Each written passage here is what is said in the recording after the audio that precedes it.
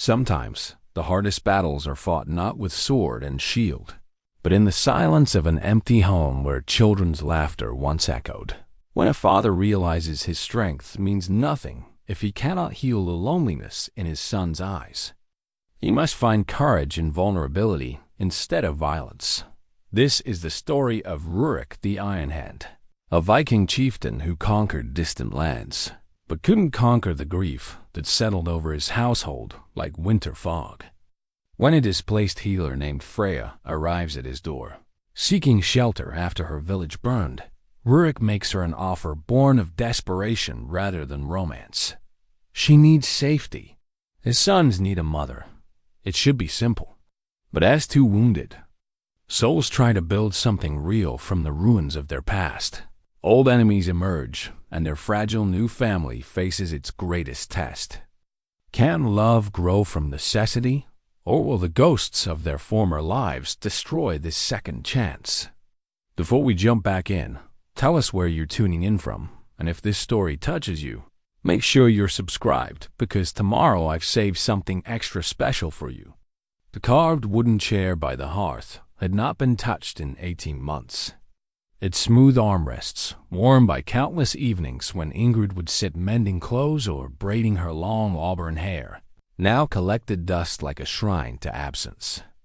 Rurik the Ironhand passed it every morning on his way to stoke the fire, and every evening when he returned from the day's labors, but his eyes never lingered there long. Some wounds, he had learned, festered when exposed to too much light. Above the chair, mounted on iron brackets that had grown black with soot, hung his battle-worn axe. The weapon had tasted blood in 7 different lands, had cleaved through shield walls, and carved his reputation across the northern seas. Its handle, wrapped in leather darkened by sweat and storm, bore the grooves where his fingers had gripped it through countless battles, but now it seemed more relic than tool, a reminder of the man he had been before 2 small boys needed him to be something gentler. The longhouse stretched before him in the pale morning light that filtered through the smoke hole above. Thick timber beams, hewn from the ancient pines that crowned the fjord's steep walls, supported a roof that had sheltered 3 generations of his family. The walls bore the scars and stories of those years, notches marking the heights of growing children, burn marks from flying sparks during winter storms, and the deep gouge near the door where his grandfather had once deflected a rival's axe during a blood feud that cost 2 families dearly. But for all its history and strength, the house felt hollow now, too quiet. The silence had weight to it, pressing down like the heavy air before a thunderstorm. "Papa?" The voice came from the sleeping alcove where 8-year-old Eric stirred beneath wool blankets. The boy had his mother's dark hair, but his father's gray eyes that had seen too much sadness for one so young. "Is it time to practice?" Rurik set down the iron poker he'd been using to arrange the logs and turned toward his eldest son. Eric had taken to warrior training with a dedication that both impressed and worried his father. The boy approached each lesson as if his life depended on mastering every strike, every defensive stance, every tactical principle Rurik taught him. There was no joy in it, only grim determination, the attitude of someone who had learned too early that the world could take away everything you loved without warning. "Soon," Rurik said, keeping his voice gentle. "Let your brother sleep a while longer." In the other alcove, 5-year-old Bourne lay curled beneath his covers like a sleeping cub. The younger boy had been the light of his mother's life, always. Quick with a smile or a song that would fill the house with warmth. Since Ingrid's death, that light had dimmed to barely a flicker. Bjorn spoke only when necessary now, and even then in whispers, as if afraid that too much noise might summon the same fever that had taken his mother away. Rurik moved quietly to the kitchen area, where yesterday's bread sat wrapped in cloth, beside a wheel of cheese and strips of dried fish. Simple fare, but it would fill their bellies and give them strength for the day ahead. He had learned to prepare basic meals through necessity, though his cooking bore no resemblance to the rich stews and warm bread Ingrid had conjured from these same ingredients. The boys ate what he provided without complaint, but he could see in their eyes the memory of better meals, warmer times. The sound of movement outside caught his attention, the crunch of boots on frost-covered ground, and the low voices of early risers going about their morning tasks. Through the gaps in the doorframe, he could see smoke rising from other hearths as the settlement stirred to life. Bjornsgard was not large as Viking settlements went, perhaps 60 souls in total, but it was prosperous enough. The fjord provided excellent fishing, the surrounding forests offered good hunting, and the protected harbor made it an ideal stopping point for trading vessels. Heading north to the Lofoten Islands as chieftain, Rurik held responsibility for all of it. Every dispute between neighbors, every decision about where to plant the barley or when to begin the autumn slaughter, every judgment about punishment for crimes or rewards for service, it all came to him. The weight of leadership had never bothered him before. In his younger years, he had worn authority like his mail shirt, something that fit well and served its purpose. But leadership required wisdom, and wisdom came from life experience, and too much of his life experience involved violence and loss. "Old Magnus will want to speak with you today," Eric said, now fully awake and pulling on his wool tunic. The boy had developed an uncanny ability to read the settlement's moods and anticipate its needs. "I heard him talking to Thorvald yesterday about the grain stores." Rurik nodded, not surprised. Magnus Greycloak had served as his father's advisor and now filled the same role for him, a walking repository of local knowledge and practical wisdom who could settle disputes with a few well-chosen words. Thorvald, on the other hand, was barely 20 and eager to prove himself worthy of his famous father's legacy. The young man had been pushing for another raiding season, arguing that their stores would run low before spring if they didn't acquire more wealth through conquest. The irony wasn't lost on Rurik. He had spent his 20s and 30s leading exactly such raids, returning home each autumn with ships heavy with silver and slaves and stories of glorious battles. Those had been simpler times, when right and wrong were determined by the strength of your sword arm and the loyalty of your crew. But glory was a young man's game, and he was no longer young. More importantly, he was no longer certain that glory was worth the price it demanded. "Papa, why don't we go raiding anymore?" Eric asked as he laced up his leather boots. The question carried no judgment, only curiosity, but it struck Rurik like a physical blow.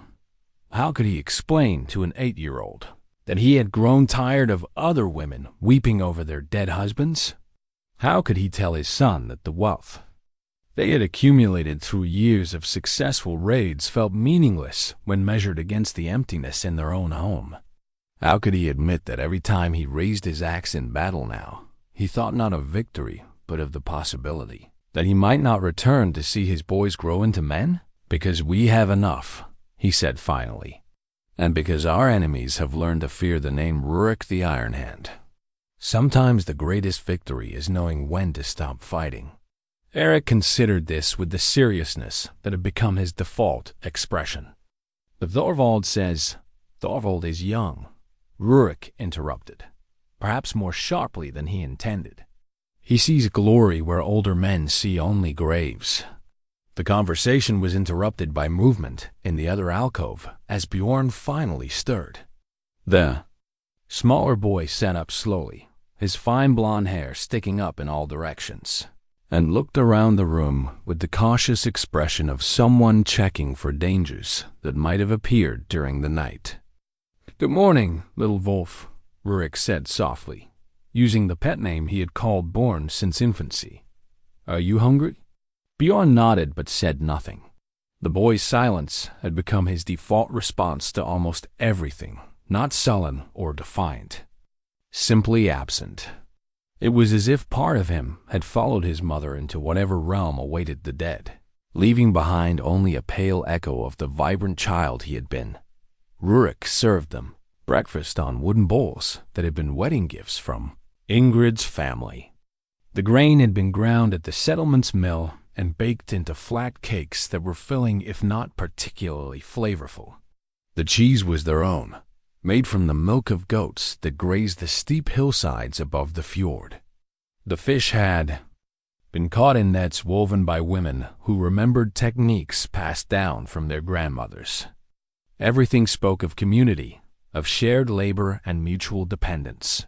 Yet Rurik felt isolated from it all, a chieftain who could no longer connect with the simple rhythms of daily life as they ate. The sounds of the settlement's awakening grew louder. Children's voices mixed with the lowing of cattle and the rhythmic thunk of axes splitting kindling.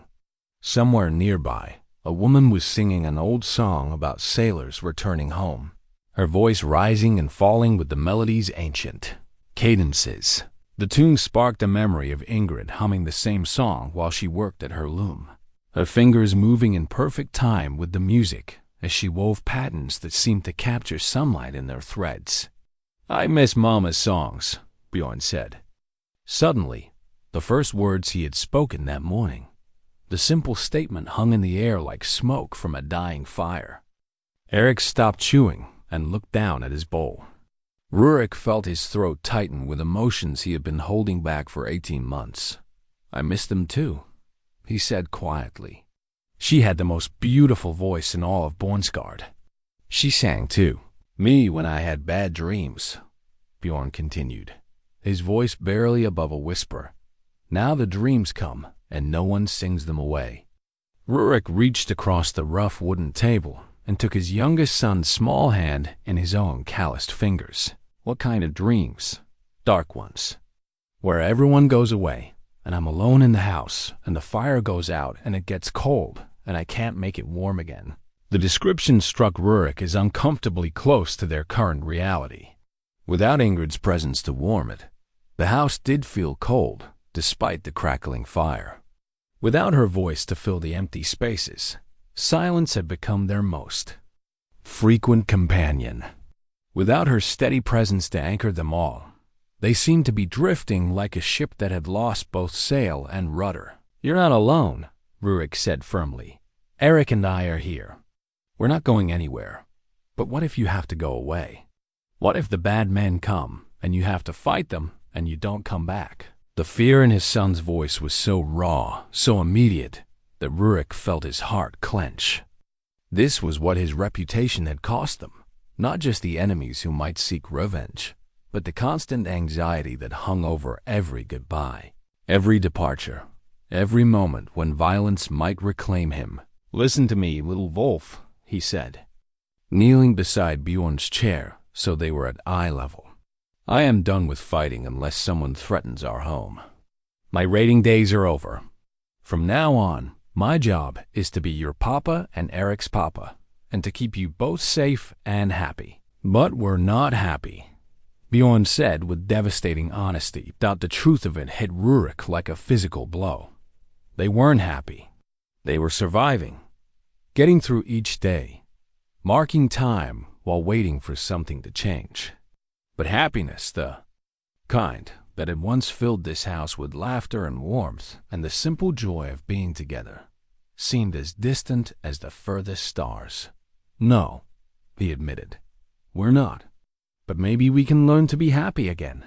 It just takes time." "How much time?" Erik asked, speaking for the first time since his earlier question about raiding. Rurik looked at his sons, one too serious for his years, the other fading like a flower in the first frost, and realized he didn't have an answer. How long did grief take to heal? How many seasons would pass before laughter returned to this house? How could three males, no matter how much they loved each other, recreate the balance that had made them whole? "I don't know," he said honestly, "but I promise you this. I will do everything in my power to make sure we find our way back to happiness, whatever it takes." Outside, the wind picked up, whistling through the gaps in the walls and carrying with it the scent of approaching winter.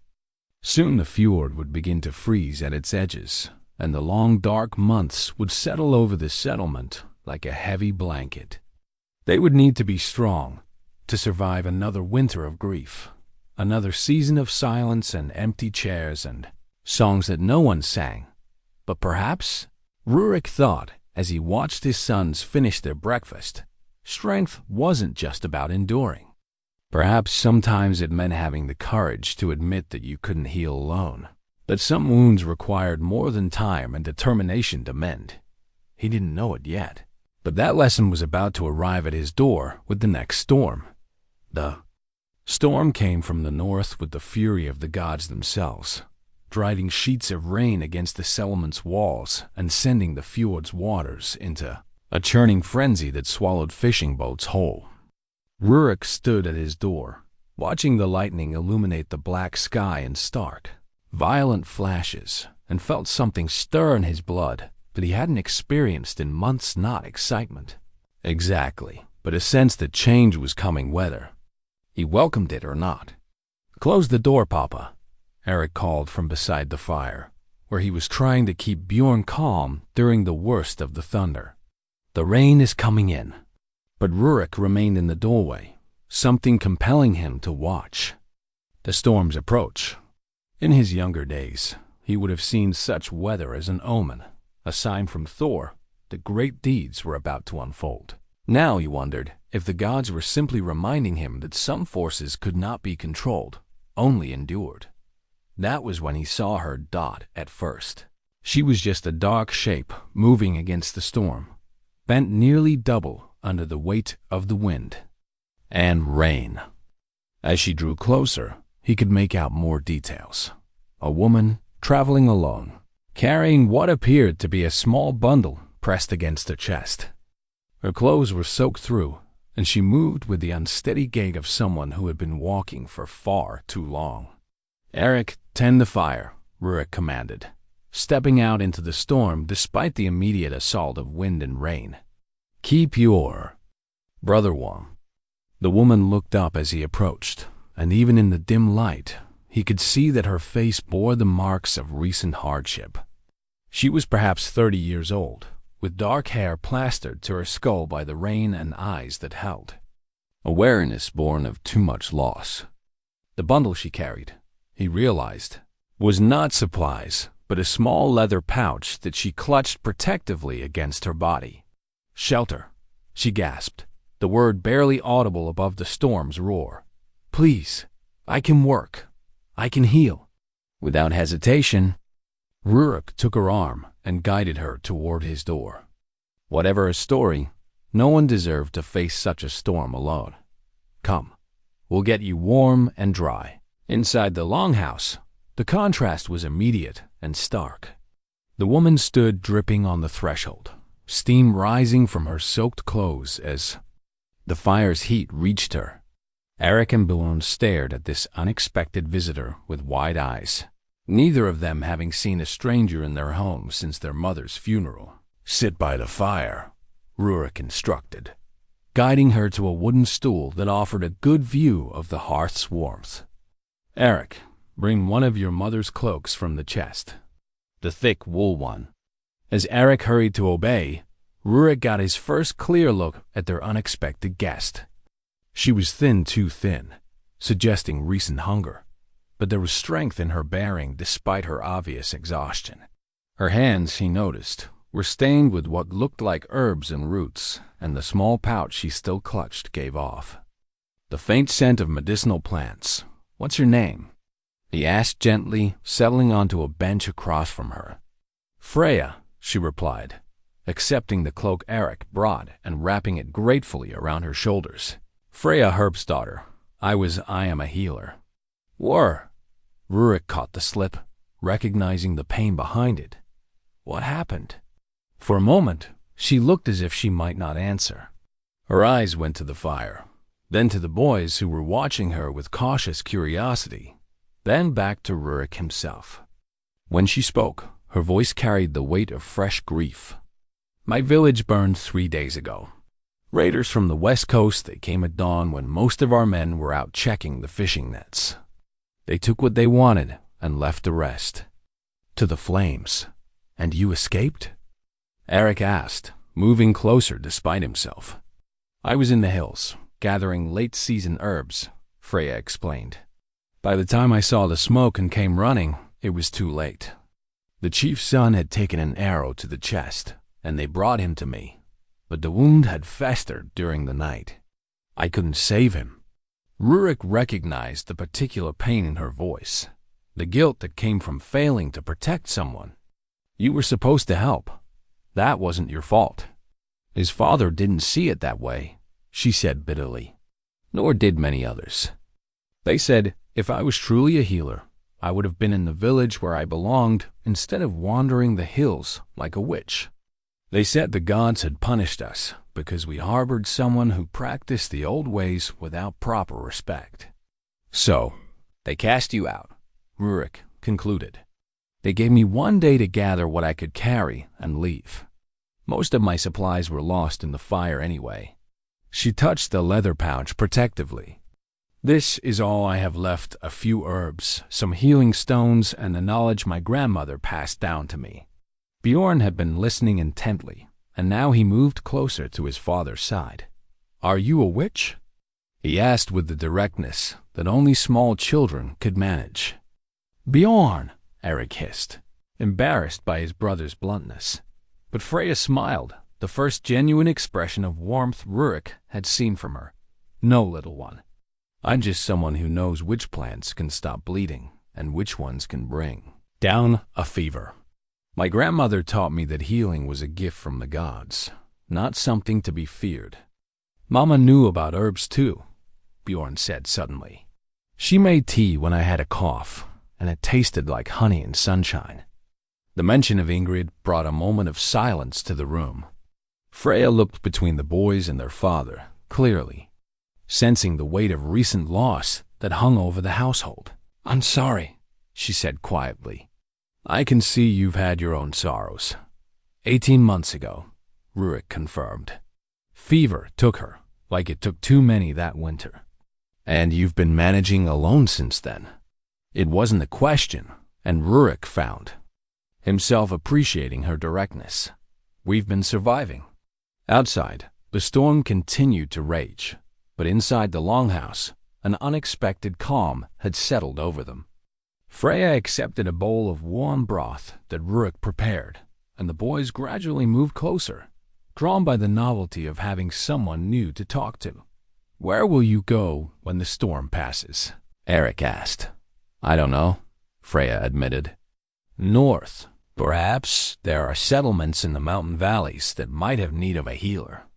That's dangerous country, Rurik said, especially for a woman traveling alone. I don't have many choices. Rurik studied her as she spoke, the way she held herself despite her obvious exhaustion, the careful way she interacted with his sons, the practical manner in which she assessed her situation without self-pity or false bravado. Here was a woman who had lost everything but hadn't lost her strength or her dignity. An idea began to form in his mind, one that was both completely logical and utterly unexpected.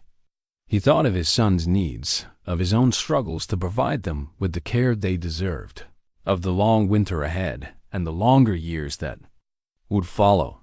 He thought of the empty chair by the fire and the songs that no one sang and the simple truth that some problems couldn't be solved by strength alone. I have a proposition for you, he said suddenly, the words coming out before he fully thought them through. Freya looked up from her broth, eyebrows raised in question. My sons need a mother. You need shelter and protection. It would be a practical arrangement, marriage in name, partnership in truth. You would have a place here, safety, respect. My boys would have someone to care for them properly. We would all have what we need to be whole again. The silence that followed his words seemed to stretch for an eternity. Eric stared at his father with wide eyes, while Bjorn looked back and forth between the adults, as if trying to understand what was being discussed. Freya set down her bowl carefully and studied Rurik's face, as if trying to determine whether he was serious. You don't know me, she said finally. I know enough. You're a healer who lost her home protecting others. You're brave enough to travel alone in dangerous country rather than compromise your principles. You're kind to children who aren't your own. That's more than many marriages start with. And what would you expect from such an arrangement? Rurik considered the question carefully. Companionship. Someone to help raise my sons with wisdom and care. Someone to share the burdens of daily life. As for the rest, he gestured vaguely, we would see what grows between us, if anything. No pressure, no demands. Just two adults trying to build something good from the pieces of their broken lives. Freya looked at the boys again, then around the longhouse with its solid walls and warm fire and the subtle signs of recent loss. When she spoke, her voice was thoughtful rather than emotional. You're offering me more than shelter. You're offering me a chance to matter again, to use my skills for something beyond mere survival. Yes, and your sons? What do they think of this idea? Eric spoke up before his father could answer. We need help, he said with painful honesty. Papa tries, but he doesn't know how to braid hair or sing the old songs or make the bread taste like it should. And Bjorn still has nightmares that I don't know how to chase away. I could learn to chase nightmares, Freya said softly, looking directly at the younger boy. If you'd let me try. Bjorn nodded slowly, then surprised everyone by asking, would you stay even if we're sad sometimes? Everyone's sad sometimes, Freya replied. The trick is being sad together instead of being sad alone. Outside, the storm was beginning to weaken, its fury spent against the mountains and the sea. Inside, Rurik watched a woman he had known for less than an hour consider a proposal that would change all their lives forever. I accept, she said finally. But I want to be clear about one thing. I'm not trying to replace your boy's mother. I'm offering to be something different, something new. I'm offering to be something new. If they can accept that, and if you can accept that, then yes, I'll stay. Rurik felt something shift inside his chest, like ice breaking up on the fjord at the first breath of spring. It wasn't love, not yet, but it was hope, and that was more than he'd felt in a very long time. Then, welcome home, Freya Herbstadter, he said. Welcome to your new life. The morning after the storm brought an awkwardness that settled over the household like morning mist on the fjord. Freya woke before dawn in the alcove that had once served as a storage area, now hastily converted into sleeping quarters with fresh straw and woolen blankets. The arrangement was temporary. Rurik had been clear about that, but it served to maintain propriety while they adjusted to this new reality they had created in the heat of desperation and hope. She lay still for a few moments, listening to the listening to the fion and listening to the mayons, sounds of the house awakening around her. Rurik's heavy footsteps as he moved to stoke the fire, the rustle of blankets from the boys' alcoves, the ordinary domestic symphony that she had thought she might never hear again after losing her own home. Yet, even surrounded by these comforting sounds, she felt the weight of uncertainty pressing down on her chest. What had she agreed to? Marriage to a man she barely knew, motherhood to children who had every reason to resist her presence, a life built on practical necessity rather than affection or desire. In the storm-driven emotion of the previous night, it had seemed like salvation. In the cold light of morning, it felt more like another kind of exile. Freya? Rurik's voice came softly from the main room. Are you awake? Yes, she called back, quickly braiding her hair and smoothing her borrowed clothes. I'll be right there. When she emerged from the alcove, she found the family already gathered around the breakfast table. Rurik had prepared the same simple fare as the day before: flatbread, cheese, and dried fish, but he had arranged it with obvious care, as if trying to make their first meal together as a family feel special despite its humble nature.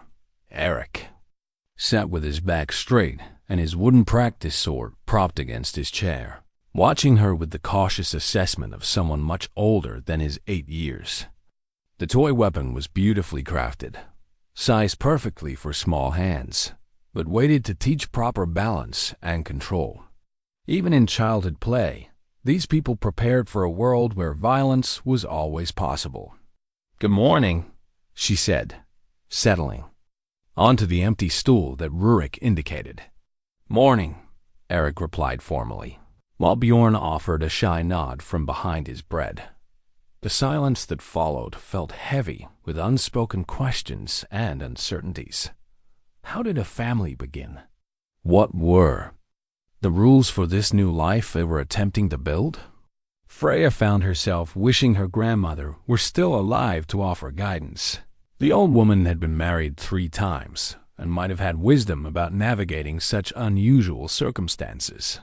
"The settlement will want to know about our arrangement," Rurik said finally, addressing the practical concerns that couldn't be avoided. "Word travels quickly here, and people will have questions. What will you tell them?" Freya asked. "The truth. That you're a skilled healer who needed protection, and I'm a widower who needs help raising his sons. That we've agreed to marry for mutual benefit and the good of the children." Eric looked up sharply. "Will there be a ceremony?" "A simple one," Rurik confirmed. "Old Magnus can perform the binding. Nothing elaborate, just the words that need to be spoken to make it official in the eyes of the community." "What about the gods?" Bjorn asked quietly. "Mama said the gods had to approve marriages, or they wouldn't be blessed."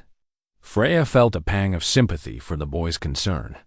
She remembered her own childhood fears about divine displeasure, the way her grandmother had taught her to read omens in the flight of birds and the patterns of clouds. "The gods understand necessity," she said gently. "Sometimes they bring people together in unexpected ways because they know what we need better than we do ourselves." "Is that what happened?" Eric challenged. "The gods brought you here?" It was a fair question, and Freya considered it seriously before answering. "I think the gods gave us all choices. I could have tried to weather the storm alone and probably died. Your father could have turned me away to protect his family from a stranger. You boys could have refused to accept me in your home. Instead, we all chose to help each other. Maybe that's how the gods prefer to work through the choices we make to care for one another." Eric seemed to consider this, his serious expression softening slightly. "Mama used to say that the gods help those who help themselves." "Your mother sounds like she was very wise." "She was the best mama in the whole world," Bjorn said with fierce loyalty. "I'm sure she was," Freya agreed. "And I'm not here to try to be her or replace her. I'm here to be something different, someone who can help your family in new ways while honoring the memory of someone who was clearly very special." The conversation was interrupted by a knock at the door, the first of what would undoubtedly be many visits from curious neighbors. Rurik rose to answer it, and Freya heard the voice of an older man asking if he might have a word. "That's old Magnus," Eric explained in a whisper. "He knows everything that happens in the settlement. Papa trusts him more than anyone." When Rurik returned with his visitor, Freya found herself face to face with a man who seemed to embody the very concept of aged wisdom. Magnus Greycloak was perhaps 60 years old, with a long white beard and eyes that seemed to see far more than they revealed. He wore simple clothes but carried himself with the authority of someone whose counsel was sought and valued. "So," Magnus said, settling onto a bench with the careful movements of someone whose joints had stiffened with years of hard living, "this is the young woman who's caused such a stir." "Freya Herbsdaughter," she said, meeting his gaze directly. "I'm honored to meet you. A healer, I'm told, and recently displaced from her home." Magnus studied her with the thoroughness of someone assessing a horse at market. "These are troubled times for traveling alone." "Which is why she won't be traveling alone anymore," Rurik interjected. "Ah, yes, the marriage proposal." Magnus turned back to Freya. "And you've accepted this arrangement?" Willingly? No coercion, no desperation that might lead to later regret? The directness of the question caught Freya off guard, but she appreciated it. Here was a man who wanted to ensure that all parties were protected, that no one was being taken advantage of in a moment of weakness. I accepted because it offers something better than the alternatives, she said honestly. Security, purpose, and the chance to use my skills to help people again. If that's not love in the traditional sense, it's still more than many marriages begin with.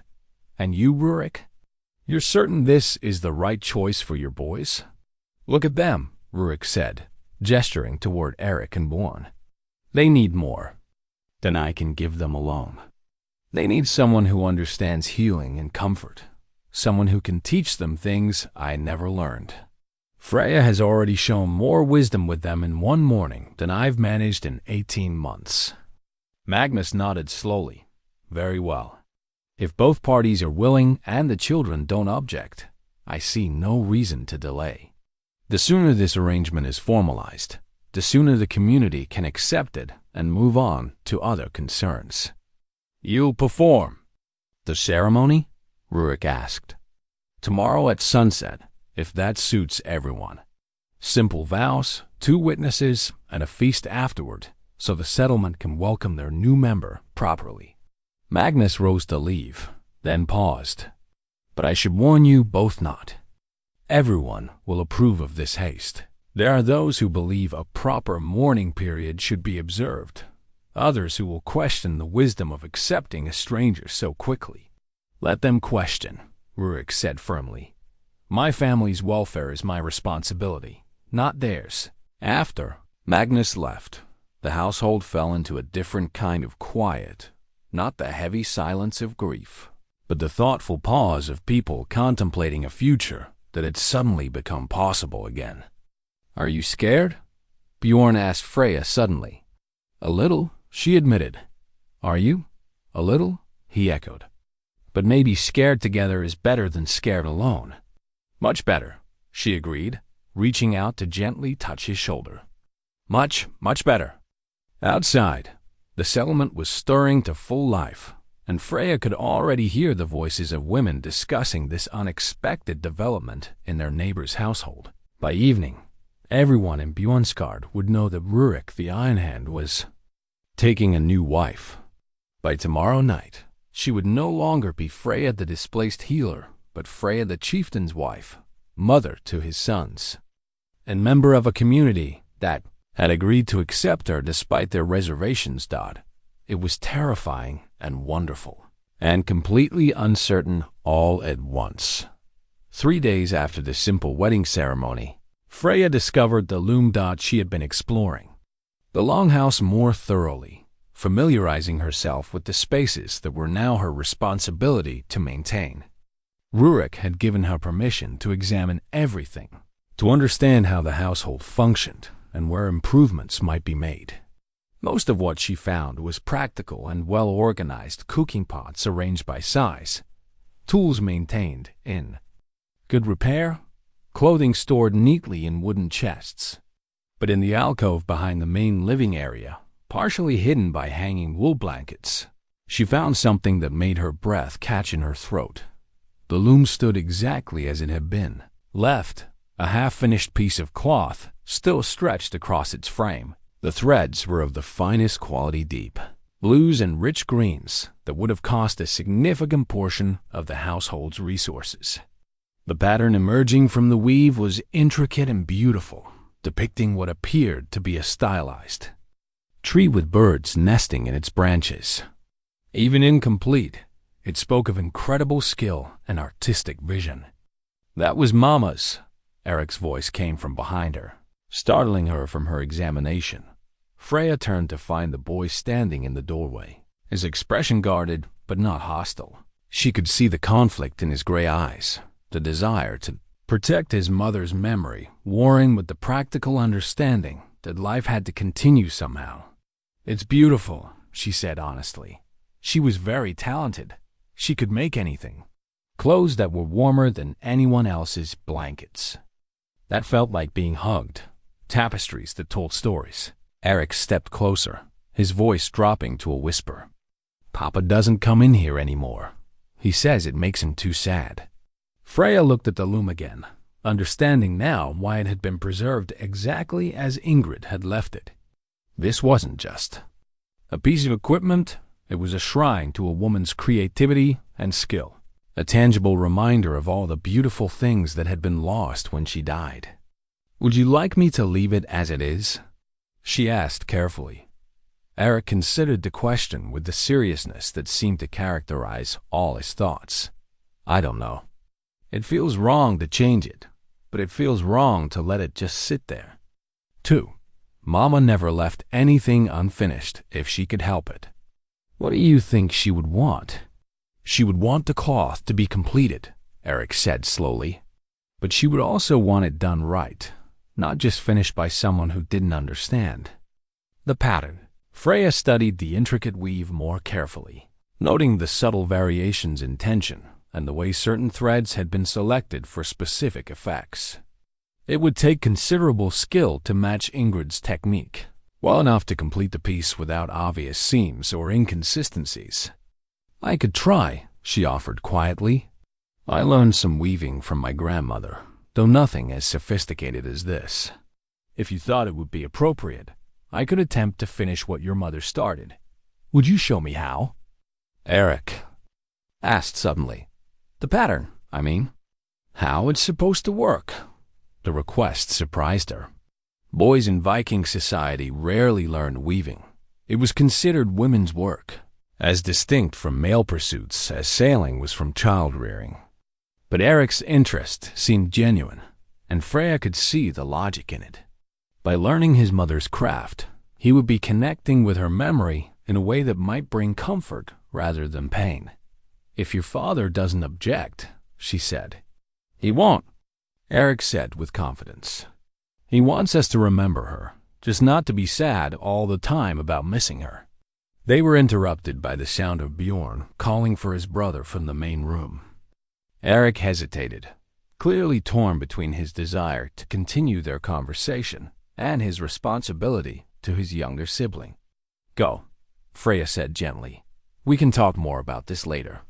As Eric left, Freya remained in the alcove, studying the loom and the unfinished tapestry. She could feel the weight of expectation settling on her shoulders, not just to complete this one piece, but to somehow fill the creative void that Ingrid's death had left in the household. It was a daunting responsibility, made more complex by her awareness that any changes she made would be scrutinized by the community, as well as the family. The sound of voices outside drew her attention. Through the small window, she could see a group of women gathered near the well, their heads bent together in the kind of intense conversation that usually involved gossip or criticism. One of them, a middle-aged woman with elaborately braided hair, kept glancing toward Rurik's house with an expression that suggested disapproval. Freya recognized the look. She had seen it often enough in her original village whenever someone challenged the established social order. Viking communities prized stability and tradition, and her sudden appearance as Rurik's wife represented a disruption that many would find unsettling. The fact that she was a healer with knowledge of the old ways would make some people even more suspicious. There was always the fear that such women might have more power than was strictly appropriate.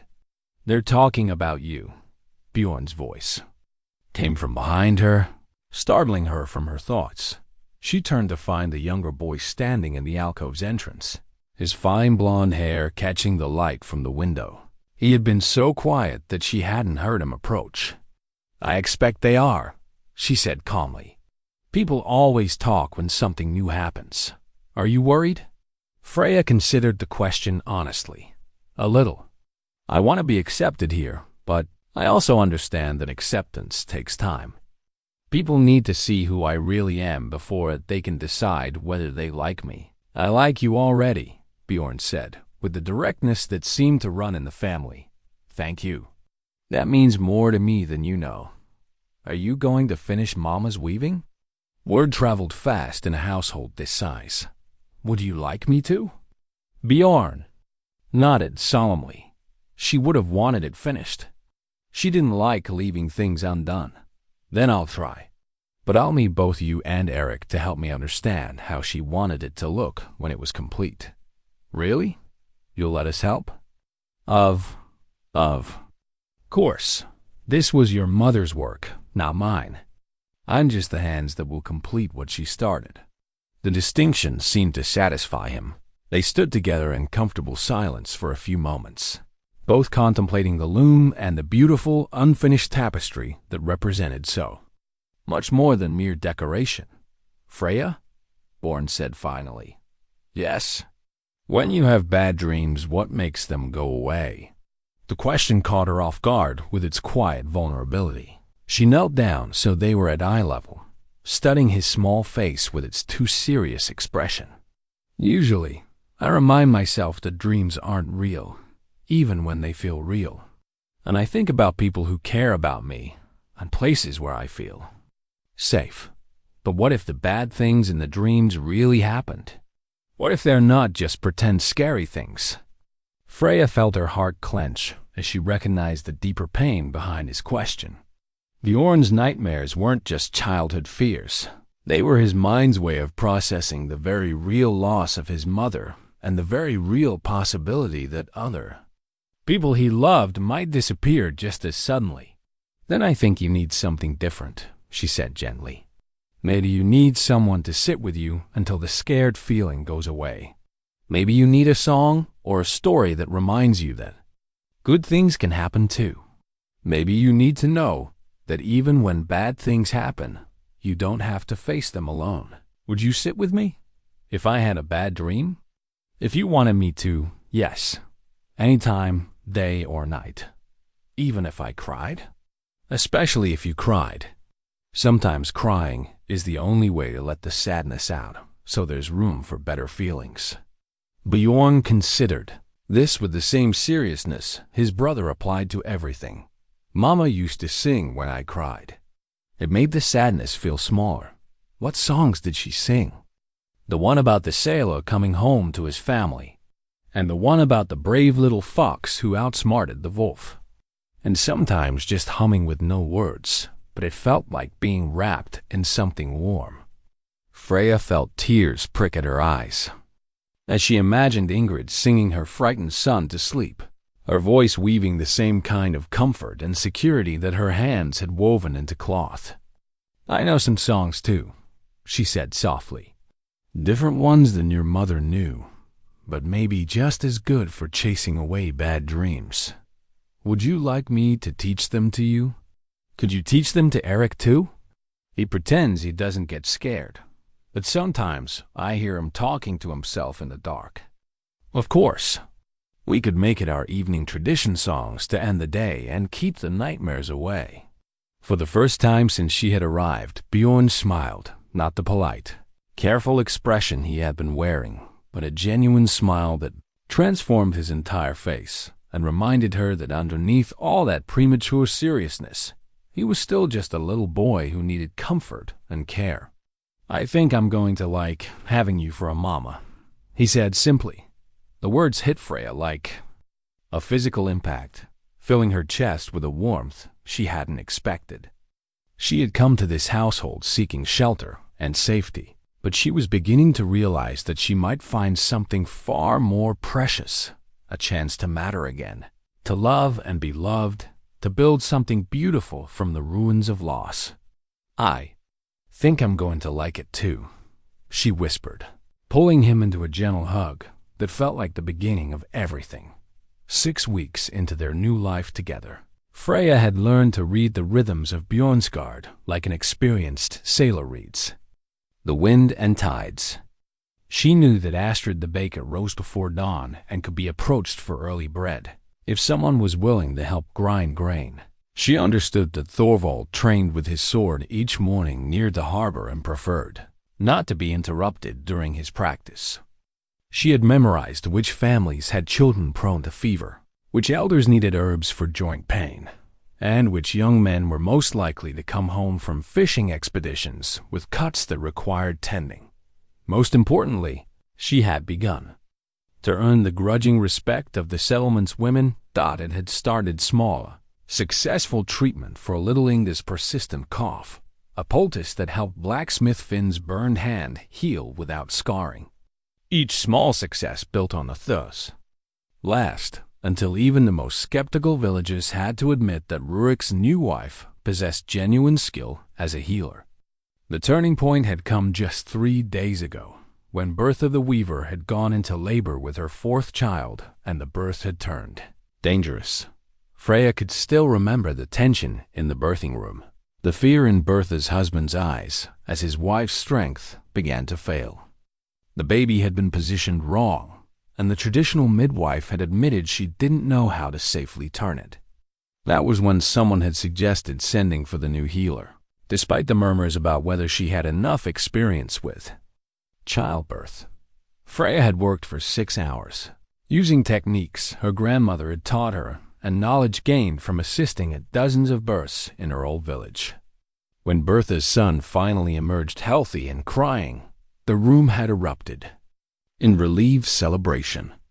More importantly, word of Freya's skill had spread throughout the settlement, transforming her from Rurik's strange new wife to the healer who saved Bertha's baby. Now, as she made her way to the harbor to gather seaweed for her medicines, she found herself greeted with genuine warmth rather than suspicious curiosity. Children ran up to show her scraped knees or loose teeth, confident that she would have wisdom to offer. Women asked her advice about everything from preserving meat for winter to treating their husbands' various ailments. Even the men had begun to nod respectfully when they passed her on the settlement's paths. But perhaps the most significant change had occurred within her own household. Eric had taken to following her on her herb-gathering expeditions, eager to learn which plants had healing properties and how to prepare them properly. The boy had a natural curiosity about the world around him and a quick mind that absorbed information like dry earth soaks up rain. More importantly, his questions about healing had gradually expanded to include questions about other things, stories from her childhood, the customs of her old village, her thoughts about everything from the best way to preserve fish to the meaning of dreams. Why do you think the gods made some plants poisonous and others healing? He asked on this particular morning as they climbed the hillside behind the settlement in search of late-season herbs. Maybe to teach us to pay attention, Freya replied, carefully examining a cluster of berries before deciding they were too young to harvest. If all plants were safe, we might become careless and stop learning. The dangerous ones force us to be wise. Like people? The observation caught her off guard with its unexpected depth. What do you mean? Some people are like healing plants. They make everything better just by being around. But some people are like poison berries. They look good, but they're dangerous if you trust them too much. Freya paused in her gathering to look at her stepson more carefully. At 8 years old, Eric was already showing the kind of wisdom that usually came from harder experience than childhood should provide. That's very thoughtful, she said. Have you met people who were like poison berries? One of Papa's old friends came to visit last month, before you arrived. Gunnar the Red. He laughed a lot and told good stories, but I could see Papa getting tense whenever Gunnar talked about the old days. And Gunnar kept asking questions about our wealth and our defenses, like he was planning something. Freya felt a chill that had nothing to do with the morning air. Did you tell your father about your observations? I tried, but Papa said I was being too suspicious, that Gunnar was just curious about how we were managing since Mama died. Eric's expression grew troubled. But I think there are people who might want to hurt us, and I think Papa doesn't always see them coming because he wants to believe the best about his old friends. The conversation was interrupted by the sound of voices calling from below.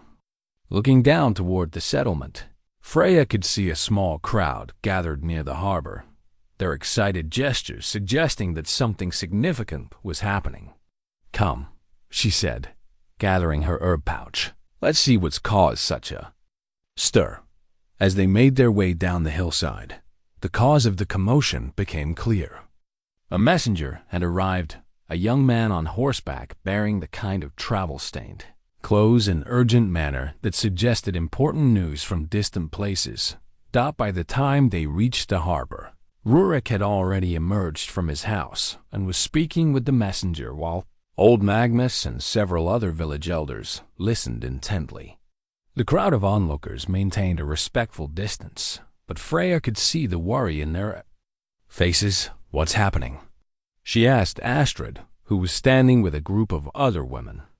"News from the north," Astrid replied grimly. "Jarl Grimver is moving south with a war party. They say he's seeking vengeance for some old wrong, and he's been asking about settlements along this coast."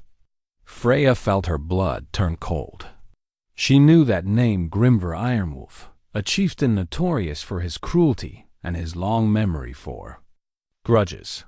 If he was heading this way asking questions, it could only mean trouble for someone in the area. "Who does he have a quarrel with?" she asked, though she was beginning to suspect she already knew the answer. "That's what everyone's wondering," Astrid said. "The messenger says Grimver claims someone in these parts is responsible for his son's death. He's demanding justice, and you know how Grimver defines justice."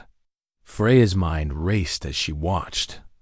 Rurik's face grew increasingly grim during his conversation with the messenger. She thought about Eric's concerns about people who might wish them harm, about the careful way Rurik had spoken of his raiding days being over, about the battle-worn axe that hung above their hearth like a reminder of violence that might yet return to claim him.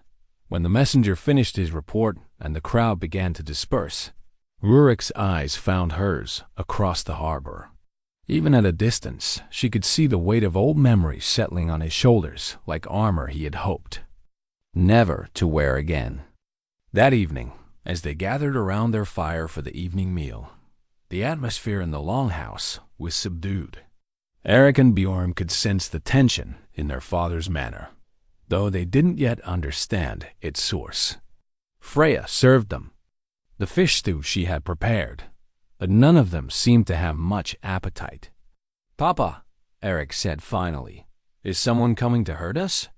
Rurik set down his spoon and looked at his sons with the serious expression he wore when delivering important truths. "There might be.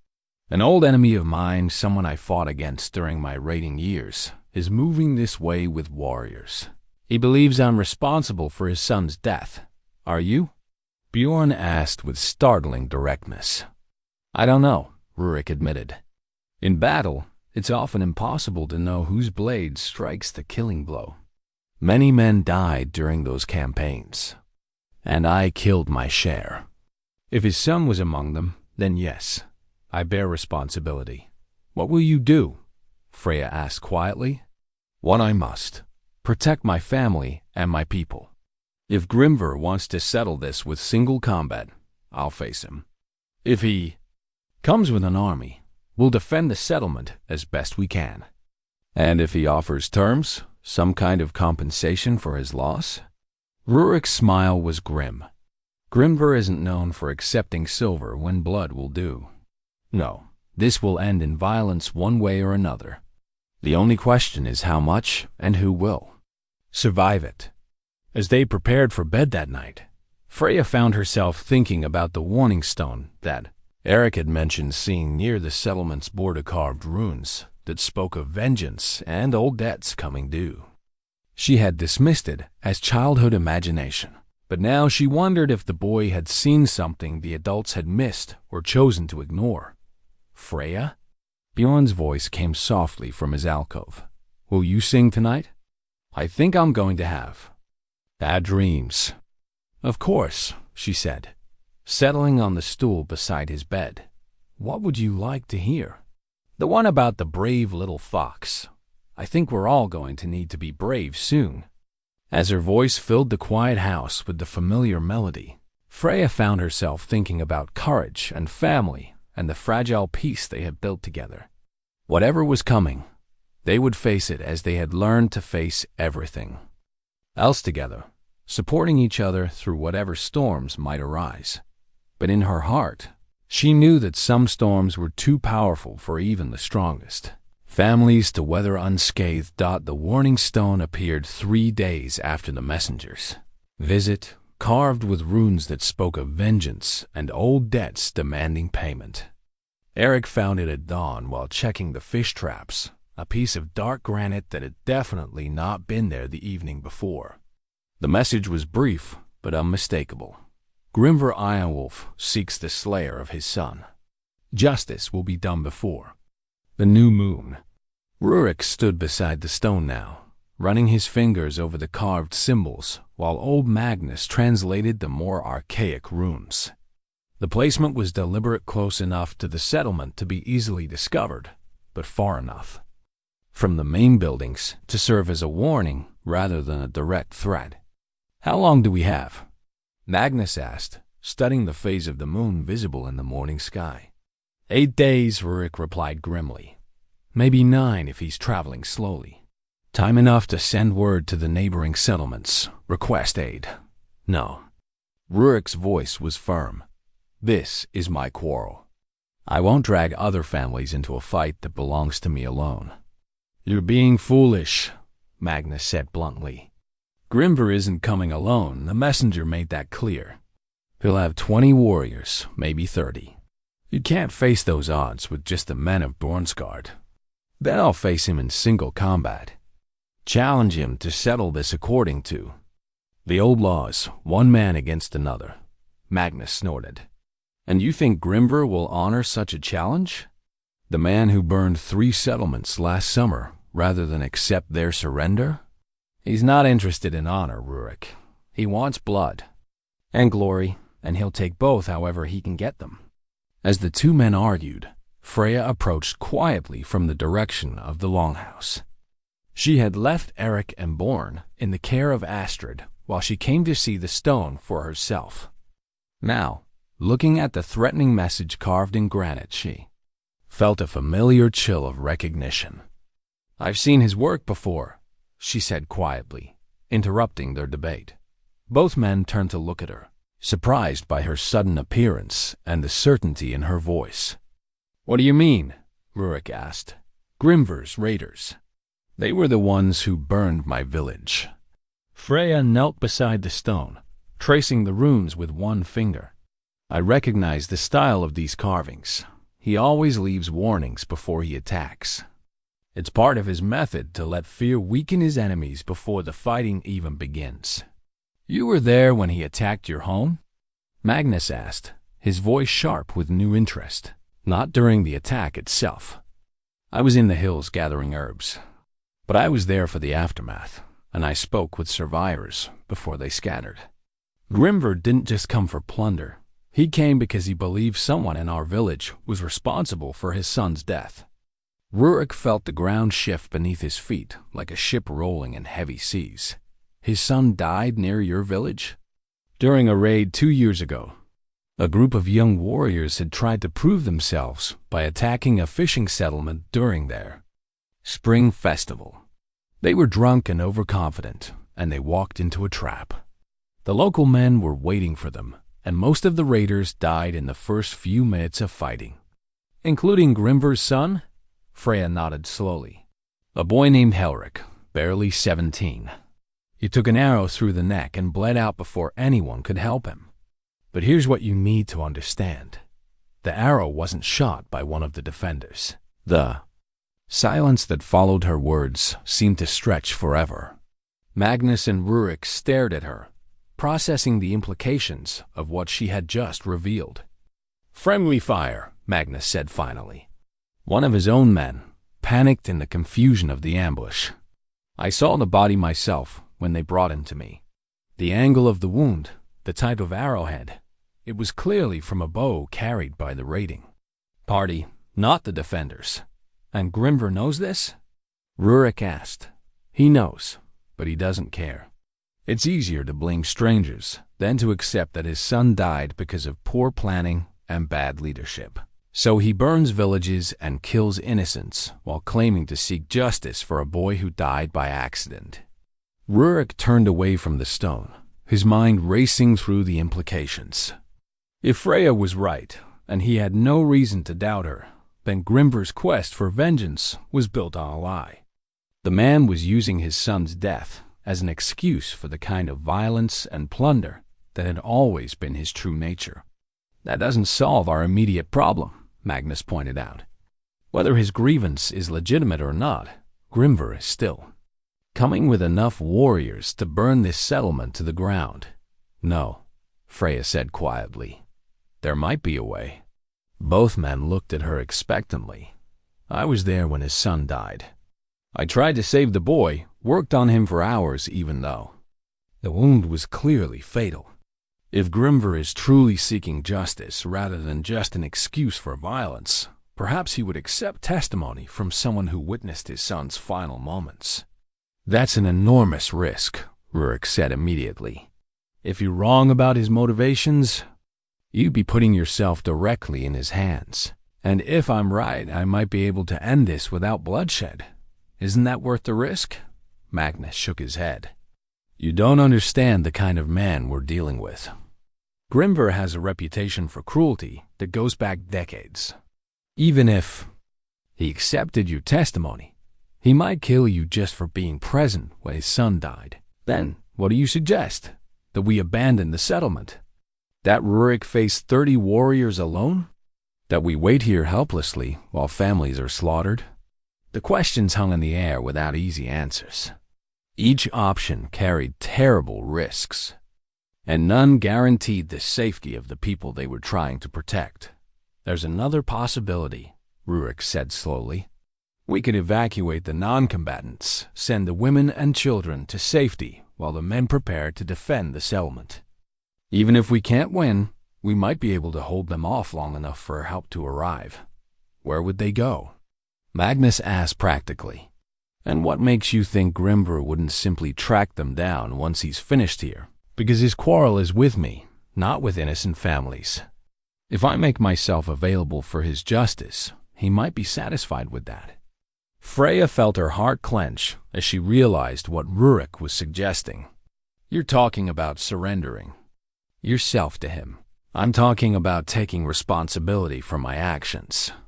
If my raids cost that boy his life, directly or indirectly, then perhaps I owe Grimvir satisfaction.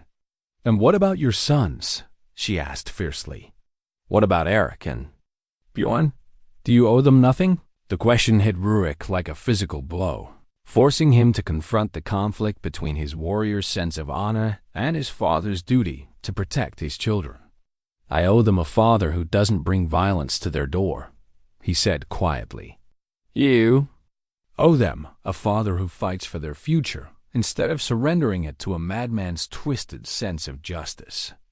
As they stood beside the warning stone, arguing about impossible choices and unacceptable risks, none of them noticed the small figure watching from the tree line above the settlement.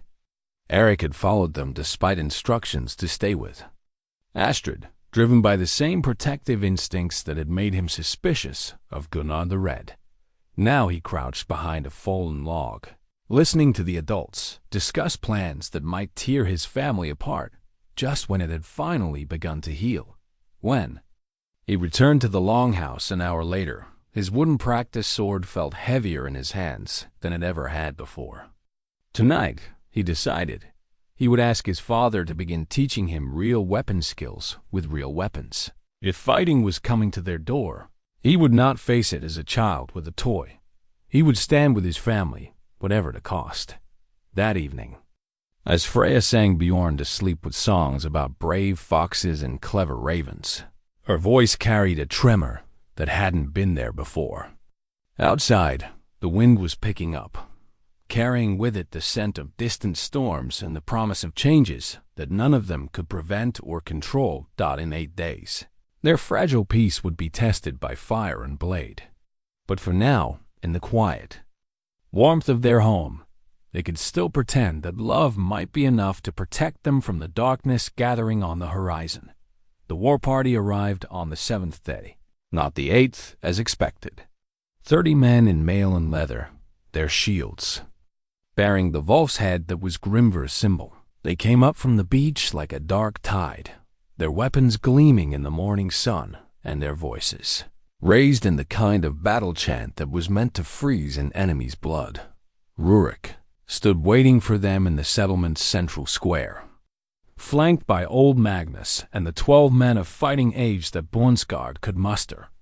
It was a pitiful force compared to what approached them, but they stood with the quiet dignity of men defending their homes and families. Behind them, the women and children had gathered despite Rurik's instructions to stay hidden. No one wanted to miss what might be the defining moment of their community's future. Freya stood with her stepsons near the door of their longhouse, one hand on Eric's shoulder and the other holding Bjorn close against her side. She had spent the previous night finishing Ingrid's tapestry, working by firelight to complete the delicate pattern of birds and branches. Now it hung on their wall, a testament to the continuity that connected past and future, memory and hope. Grimver Ironwolf dismounted from his horse with the predatory grace of a man who had spent his life taking what he wanted through violence. He was perhaps 50 years old, with iron-gray hair braided with silver rings and scars that spoke of countless battles.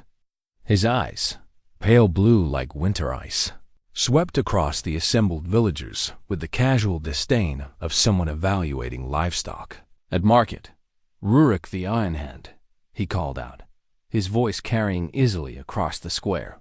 I have come to collect the blood debt you owe my son.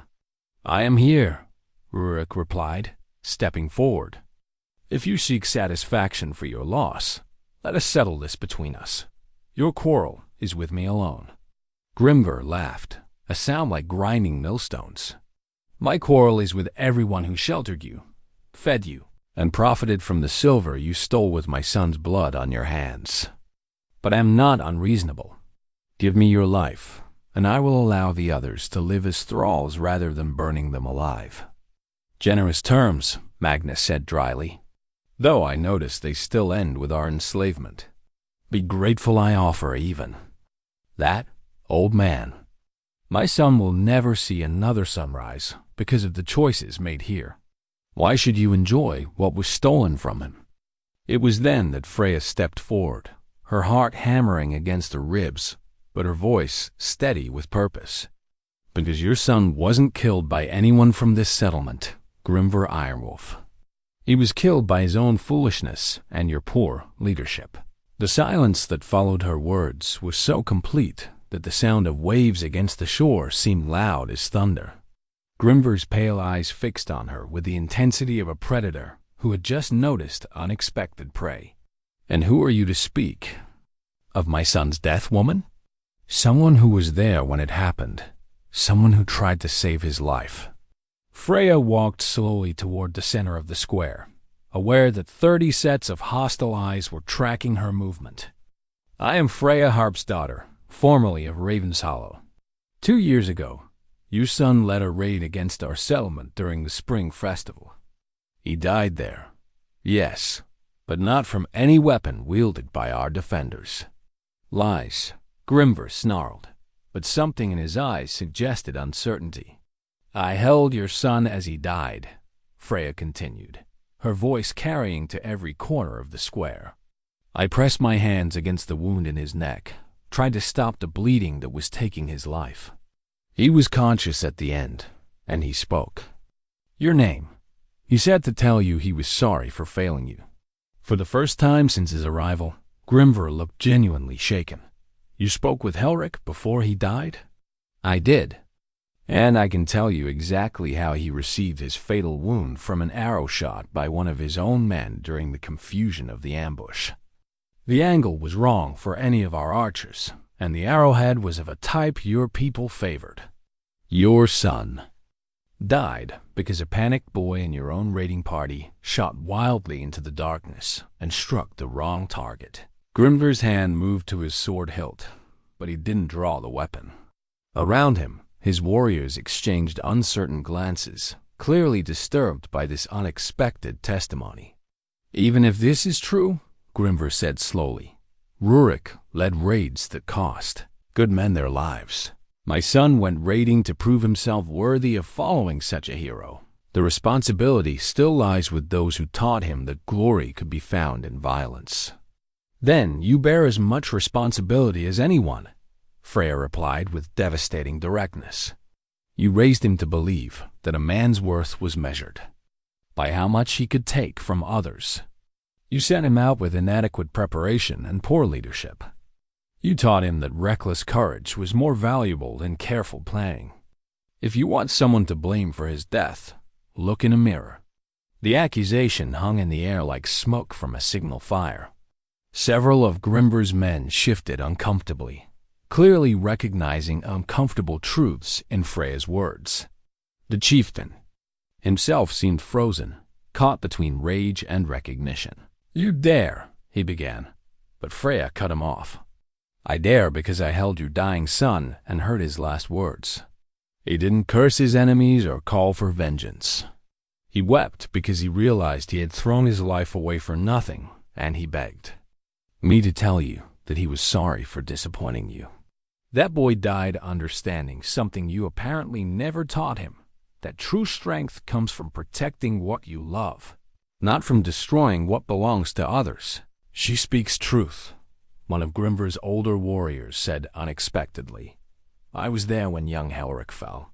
The arrow came from behind us, not from the enemy line."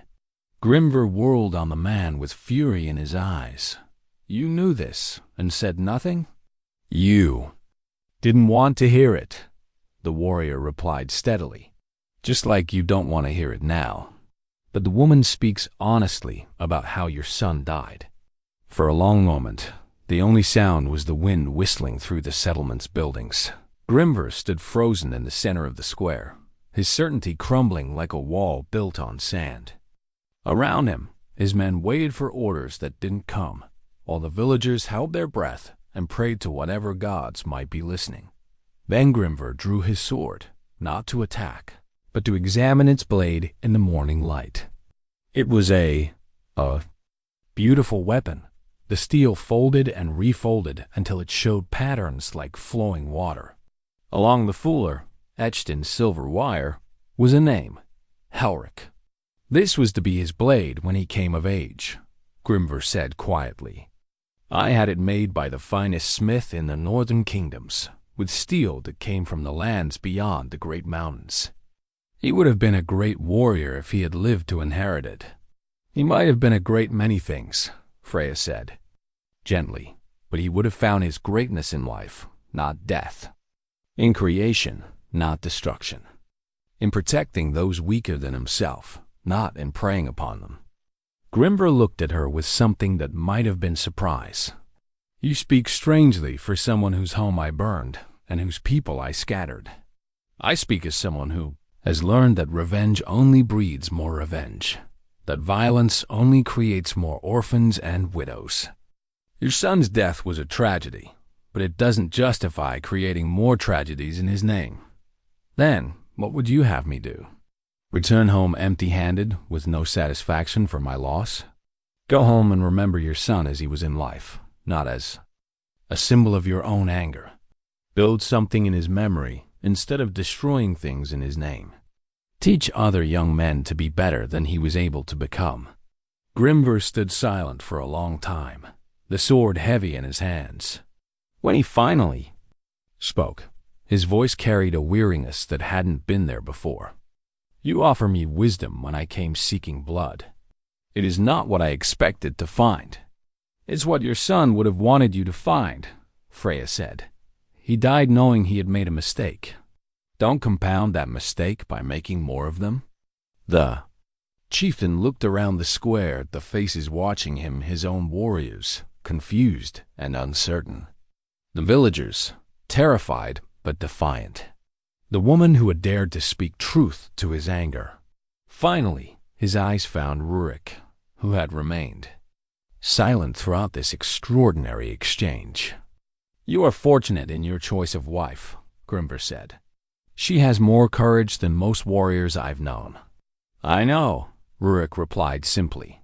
Grimber sheathed his son's sword and turned toward his horse. "We will not trouble this settlement again," he announced, "but neither should you consider us friends. The debt between us is settled, but there is no bond of brotherhood to replace it.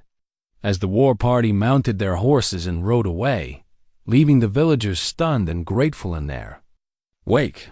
Freya felt her knees go weak with relief. She had gambled everything on her belief that even the hardest hearts could be reached by truth and compassion. And somehow she had been proven right. Eric and Born ran to her, wrapping their arms around her waist and holding her tight. Over their heads, she met Rurik's eyes and saw in them a mixture of admiration, gratitude, and something deeper that made her heart race. "How did you know he would listen?" he asked later, when the celebration had died down and they were alone in their longhouse. "I didn't," she admitted. "But I knew that if I didn't try, we would all be dead or enslaved by sunset." Sometimes the only choice is to believe in the possibility of redemption, even when all evidence argues against it. "You saved us all. We saved each other. That's what families do." As they prepared for bed that night, with Grimvir's sword no longer hanging over their future like a blade ready to fall, Freya reflected on how far they had all come from that storm-driven night when desperation had first brought them together. What had begun as necessity had grown into something far more precious, a love forged in shared trials and strengthened by the knowledge that they could face anything as long as they faced it together. The celebration that followed Grimvir's departure was unlike anything Bornsgard had experienced in living memory. What had begun as preparation for siege and slaughter had transformed into a festival of relief and gratitude that lasted well into the night. Families who had spent days preparing for the worst-case scenario, hiding valuables, sharpening weapons, saying what might be final goodbyes, instead found themselves sharing their stores of ale and preserved foods in an impromptu feast that honored not just their survival, but the woman whose courage had made it possible. Freya found herself at the center of attention in a way that both warmed and overwhelmed her. Women who had viewed her with suspicion just weeks earlier now sought her counsel on everything from child rearing to herb cultivation. Men who had questioned Rurik's hasty marriage now toasted her wisdom and bravery.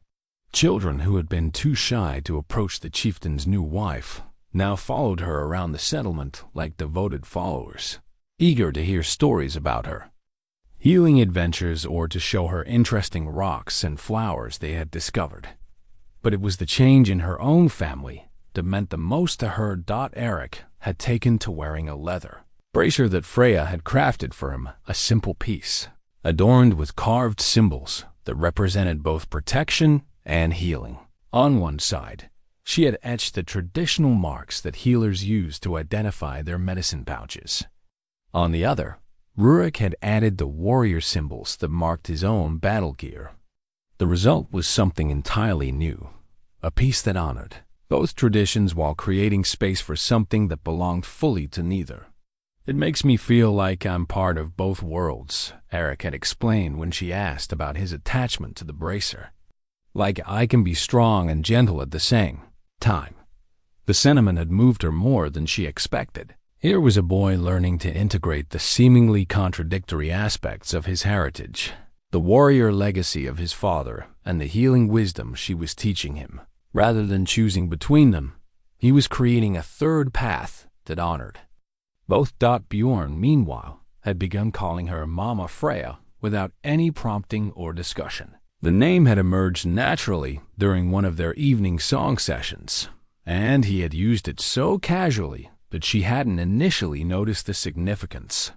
It was only when she heard him telling one of his friends about "my Mama Freya's special tea for bellyaches" that she realized he had fully accepted her as his mother while still maintaining his love for Ingrid's memory. "Is it all right?" he had asked when she questioned him about it later. "Calling you Mama? I still love my first Mama, but you're my Mama now too, and it feels wrong to call you just Freya when you do Mama things for me." "It's more than all right," she had assured him, pulling him close. "It's perfect." But perhaps the most significant change was in Rurik himself. The man who had proposed marriage as a practical arrangement was now looking at her with an expression that went far beyond gratitude or convenience. She caught him watching her sometimes with a tenderness that made her heart skip, and when their hands touched during daily tasks, neither of them pulled away as quickly as they had in those first awkward weeks. 3 nights after Grimver's departure, as they worked together to prepare the longhouse for the coming winter, Rurik finally spoke what had been growing between them. "I need to tell you something," he said, setting down the heavy wool tapestry he had been helping her hang. "What happened with Grimver? The way you faced him down, it wasn't just brave. It was brilliant. You saw something in him that the rest of us missed, some possibility for redemption that we couldn't recognize." "I saw a father who loved his son," Freya replied simply. "Sometimes that's enough to build on." "You saw more than that. You saw how to reach him, how to make him understand that his grief was driving him towards something that would dishonor his son's memory rather than honoring it."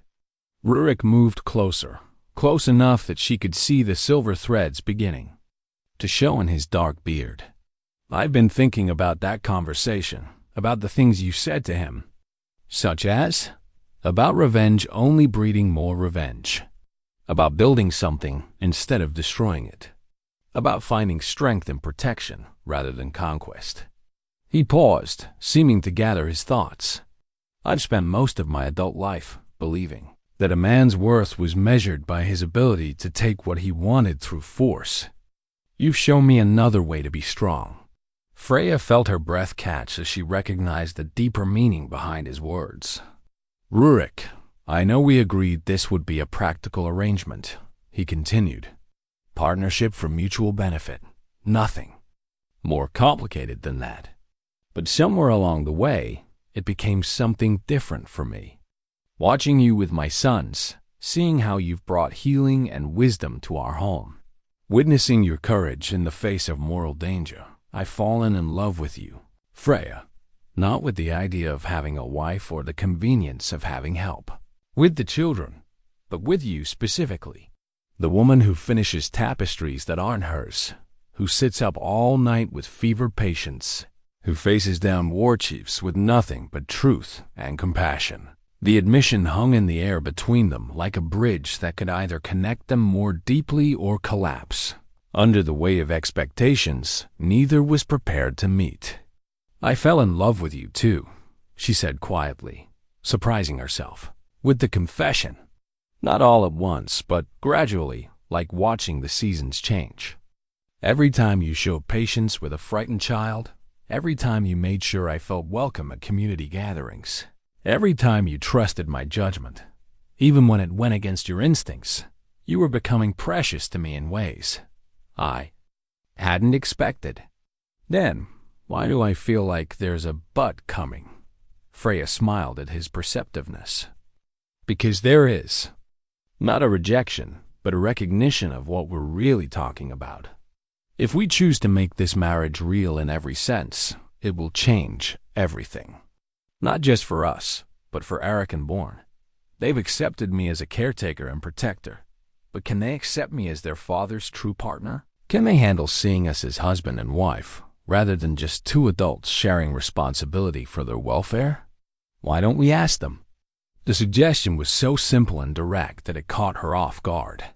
In her old village, such matters would have been decided by the adults involved, with children expected to accept whatever arrangements their parents made.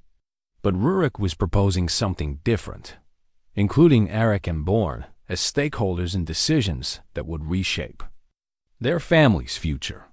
"You think they're ready for that conversation?" "I think they're already having that conversation, just without us. Eric asked me yesterday if you and I were going to have babies together. Bjorn wanted to know if calling you Mama meant I would become your real husband instead of just your pretend one. They're not blind, Freya. They can see what's growing between us, and they're trying to figure out what it means for them." That evening, they gathered around the fire for what had become their traditional family time, the quiet hour after the evening meal when they shared stories, planned the next day's activities, and simply enjoyed each other's company.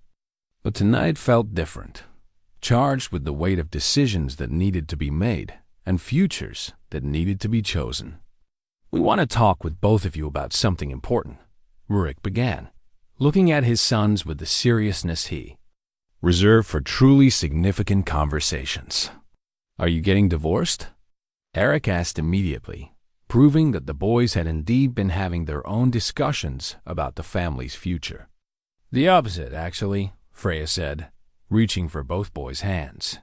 "We're wondering how you would feel if your father and I decided to make our marriage real instead of just practical.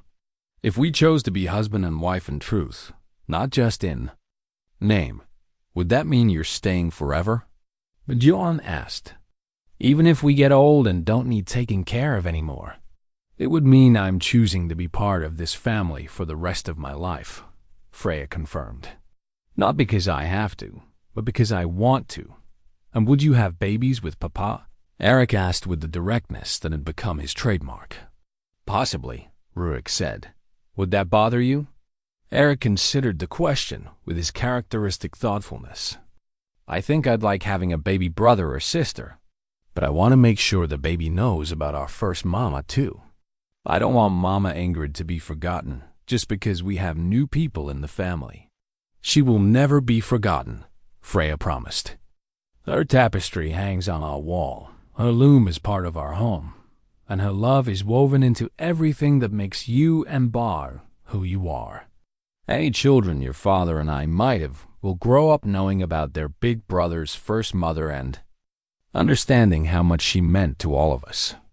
"Then I think it's good," Eric said solemnly. "I think Mama Ingrid would want Papa to be happy again, and I think she'd like you." "I think so too," Bjorn added, climbing into Freya's lap with the casual affection that had become natural between them. "And I think the gods brought you here because they knew we needed you." As Freya held her younger stepson and looked across the fire at her husband and older stepson, she felt a sense of completeness that she had never experienced before. This wasn't the family she had been born into, or the one she had originally imagined for herself, but it was the family she had chosen and been chosen by. Whatever challenges lay ahead, and there would certainly be challenges, they would face them together, as a unit bound not just by convenience or necessity, but by genuine love and commitment. Outside, the first snow of winter was beginning to fall, blanketing the settlement in pristine white that made everything look new and full of possibility. Inside their warm longhouse, a family that had been broken was finally, truly whole again, 6 months after Grimber's departure, on the night when winter loosened its grip and the first hints of spring touched the air. Freya and Rurik exchanged vows that transformed their practical arrangement into something sacred and permanent. The ceremony took place in their own longhouse, with old Magnus officiating and the entire settlement crowded into the warm space to witness. What everyone agreed was a marriage that had already proven itself in all the ways that truly mattered. Unlike their first simple binding, this ceremony honored both tradition and the unique circumstances that had brought them together. Freya wore a gown that incorporated threads from Ingrid's loom, not replacing the first wife's memory, but weaving it into the fabric of their new beginning. Rurik carried his ancestral shield, its surface bearing the scars and stains of countless battles, but tonight it served as a symbol of protection rather than conquest. "I take you as my husband in truth," Freya said, her voice carrying clearly through the packed room. Not from desperation or convenience, but from love freely chosen and deeply felt. "I promise to stand beside you in times of plenty and times of trial, to raise your sons as my own while honoring the mother who gave them life, and to build with you a home where healing and strength can flourish together." "I take you as my wife in truth," Rurik replied, his weathered hands holding hers with infinite gentleness. "Not as a solution to practical problems, but as the missing piece that makes our family complete.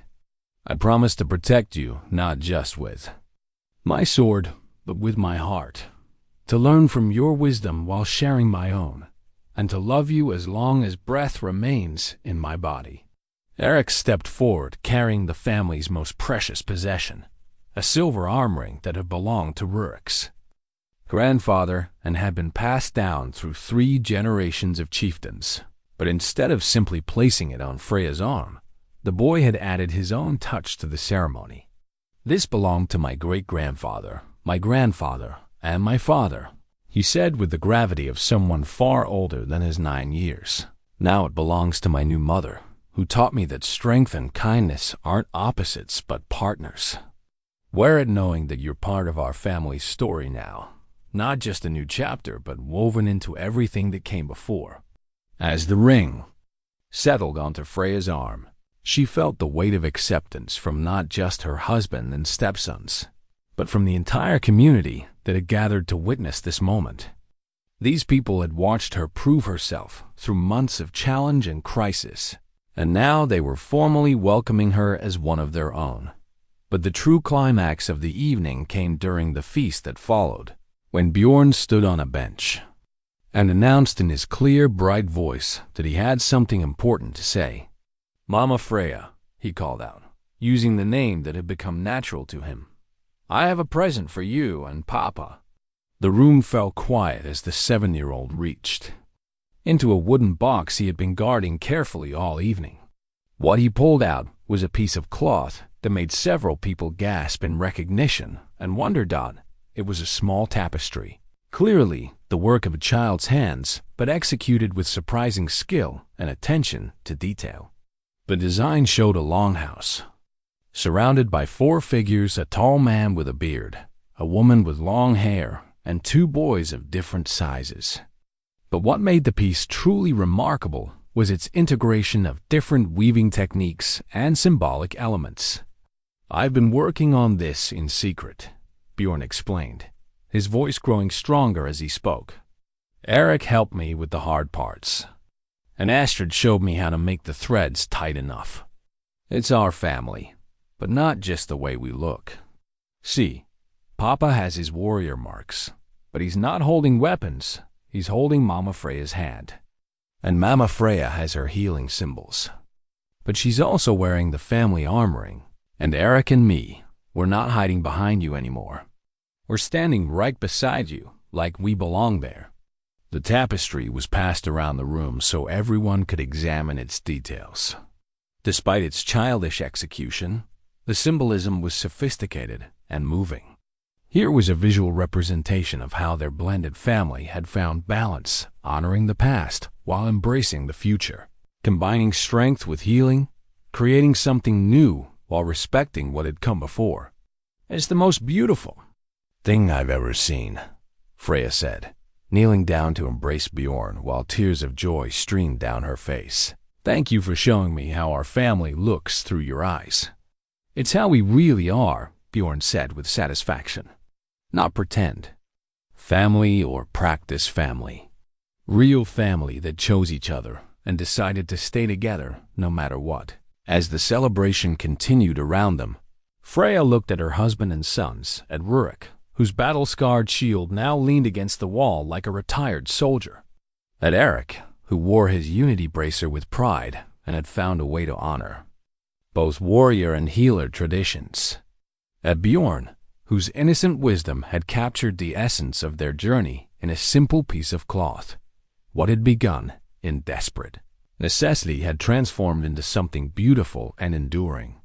They were no longer strangers bound by circumstance, but a family forged by choice, strengthened by trials, and united by love that had grown deeper and more genuine with each passing day.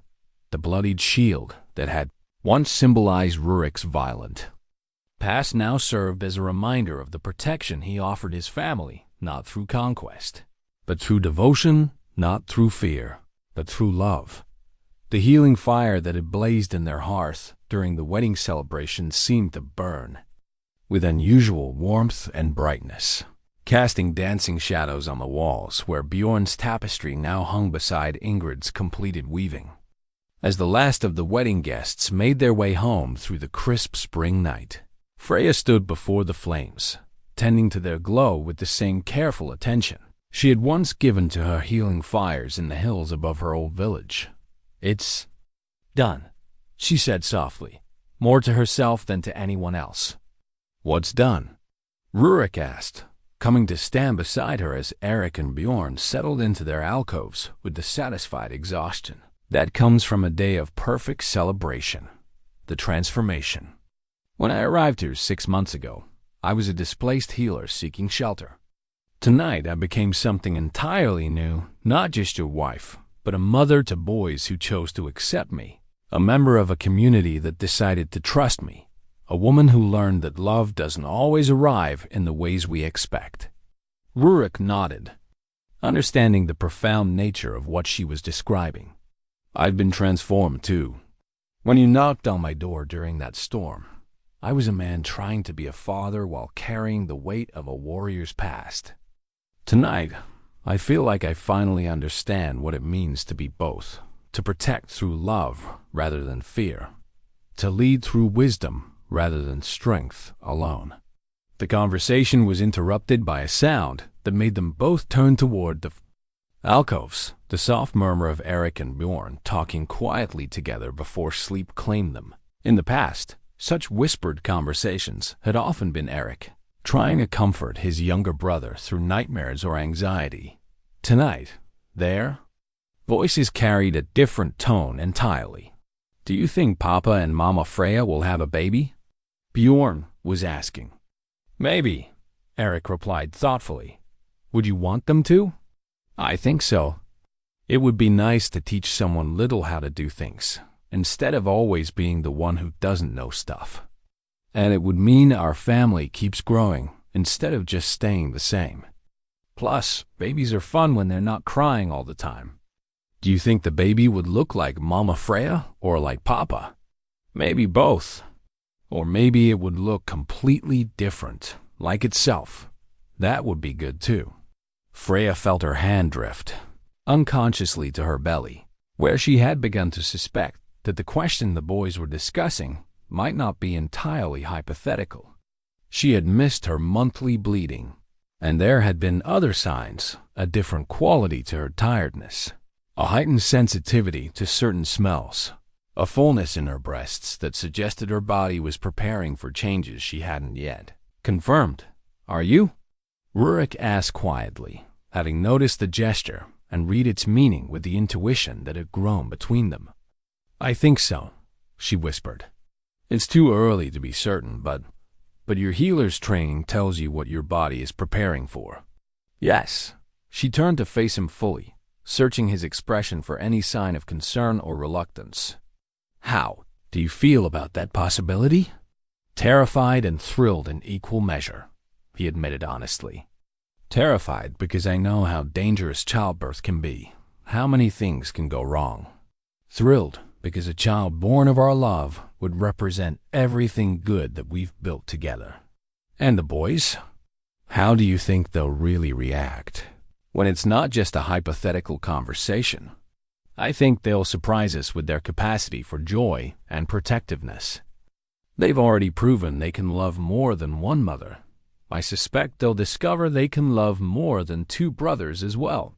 As if summoned by their whispered conversation, Eric appeared in the doorway to the main room, his hair tousled, and his expression serious.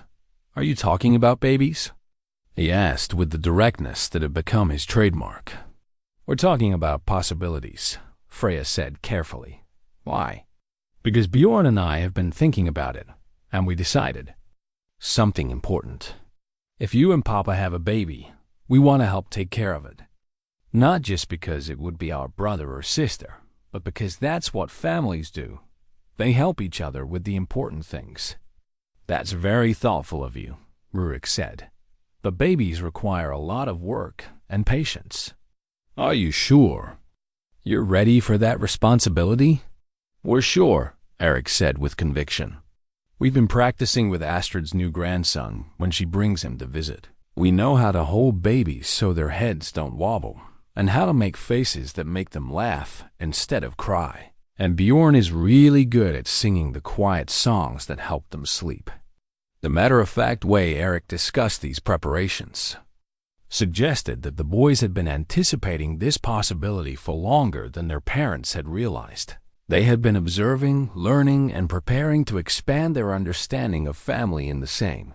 thoughtful way, they had learned to accept Freya's place in their lives. "There's something else," Eric continued, glancing back toward the alcove where his brother was listening intently. "Bjorn wants to know if the baby can have some of Mama Ingrid's things. Not the important stuff like her loom or her special dress, but maybe one of her blankets or a piece of her jewelry. He says babies should know about all the people who love them, even the ones they can't meet." The request was so unexpectedly wise, so generous in its recognition that love could flow across time and death, that Freya felt tears spring to her eyes. Here were children teaching adults about the nature of inclusion and memory, about how to honor the past while embracing the future. "I think that's a beautiful idea," she said. "When the time comes, if the time comes, we'll choose something special that will help the baby understand the love that came before and the love that surrounds them now." As Eric returned to his bed with this reassurance, Freya and Rurik stood together before their healing fire, contemplating a future that seemed to grow brighter and more hopeful with each passing moment. Whatever challenges lay ahead, they would face them as they had learned to face everything else together, with wisdom gained through trial and love strengthened by choice. 9 months later, as autumn painted the fjord's steep walls in shades of gold and crimson, Freya gave birth to a daughter whose first cry seemed to echo with all the hope and joy that had gradually replaced the grief in their longhouse. The baby arrived during the harvest season, when the settlement was celebrating another year of prosperity and the successful storing of enough provisions to see them through the coming winter. They named her Astrid, after the baker who had become Freya's closest friend and advisor. But everyone in the settlement called her Little Sunshine, because of the way her presence seemed to illuminate even the darkest corners of their home.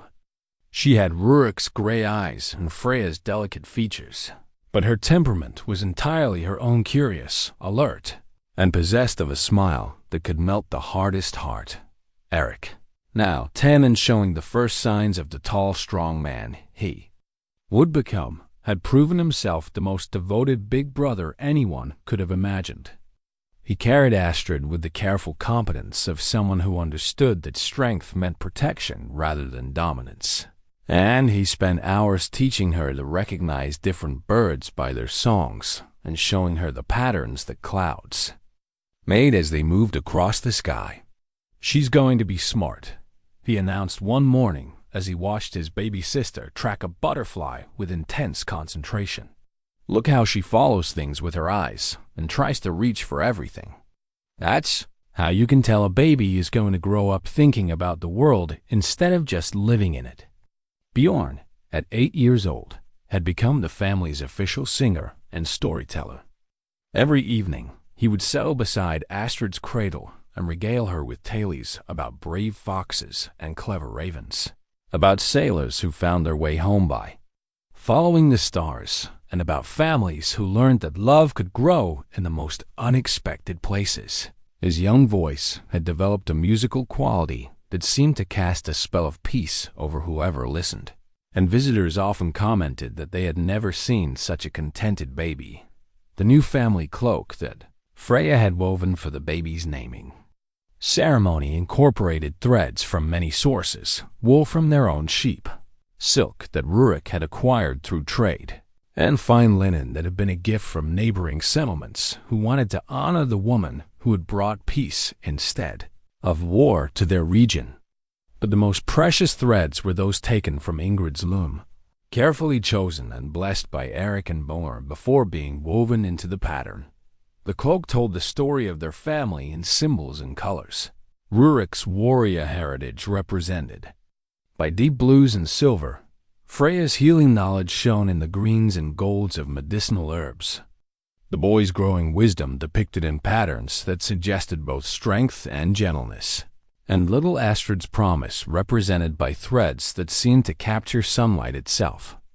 "It's perfect," Rurik said, as he wrapped a cloak around his daughter during the naming ceremony. "She grew up understanding that she belongs to all of us, and that all of us belong to each other." The settlement's prosperity had grown along with their family's happiness. Freya's reputation as a healer had drawn people from distant villages, some seeking treatment for ailments that local healers couldn't address, others hoping to learn from her extensive knowledge of herbs and healing techniques. This influx of visitors had brought trade opportunities that benefited everyone, and Bjornsgard had expanded from a modest fishing settlement to a regional center for both commerce and healing. Rurik had hung up his battle axe for good, mounting it on the wall as a reminder of the man he had been rather than a tool for the man he had become. His role as chieftain now focused on mediation, trade negotiation, and the kind of leadership that built communities rather than conquering them. The respect he commanded came not from fear of his prowess in battle, but from recognition of his wisdom in governance and his commitment to the welfare of all who lived under his protection. "I never thought I would find peace in a life without conquest," he confided to old Magnus one evening as they watched Eric teach Astrid to clap her hands while Born sang a lullaby that made her giggle with delight. "But this feels like the greatest victory I've ever achieved. Perhaps because it's the only victory that didn't require defeating someone else," Magnus replied thoughtfully. "Perhaps because it's a victory that makes everyone stronger, instead of making some people weaker." As winter approached and the family prepared for another season of long nights and intimate gatherings around their hearth, Freya reflected on the journey that had brought them to this moment of perfect contentment. The empty chair that had once symbolized absence was now filled with warmth and laughter. The battle-worn axe that had represented violence and loss now served as a reminder of how far they had all traveled toward peace. The house that had once echoed with grief now rang with the sounds of a family that had learned to build happiness on the foundation of mutual respect and chosen love. "Do you ever regret it?" Rurik asked one night as they lay in bed listening to Astrid's soft breathing from her cradle and the gentle murmur of the boys' voices from their alcoves. "Accepting my proposal that first night? Agreeing to build a life with strangers who needed you more than they probably deserved? Never," Freya replied without hesitation. "Not for a single moment. What we built together, this family, this home, this love, it's everything I never knew I wanted, and everything I'll spend the rest of my life being grateful for." Outside their window, the first snow of the season was beginning to fall, blanketing the settlement in pristine white that made everything look new and full of possibility. But inside their warm longhouse, surrounded by the gentle sounds of a family at peace with itself and the world, they had already found all the possibility they needed. Sometimes the greatest adventures, they had learned, were the ones that led, not to distant shores or conquered territories, but to the discovery of home in the most unexpected places, with the most unexpected people, built on the most unexpected foundation of all love that chose to grow rather than demanding to be earned.